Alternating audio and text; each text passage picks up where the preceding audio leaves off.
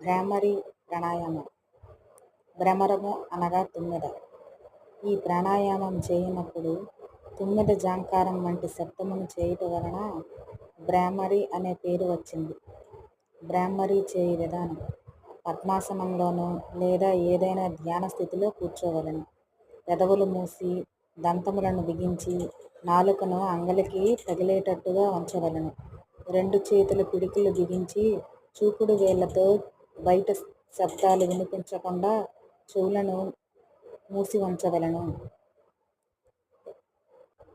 దీర్ఘశ్వాస తీసుకొని ఓంకార శబ్దము సాధ్యమైనంత గట్టిగా దీర్ఘంగా చేయుచు గాలిని ముక్కు ద్వారా విడవవలెను. ఈ విధంగా వీలైనన్ని సార్లు చేయవచ్చు. భ్రామరి వలన ప్రయోజనములు: నిద్రలేమిని పోగొట్టును, చక్కని ధ్యాన స్థితులకు ఉపకరించును, మెదడు వెన్నెముకలను నాడులను ఉత్తేజితము చేసి విశ్రాంతినిచ్చును, మానసిక ఒత్తిళ్లను నివారించి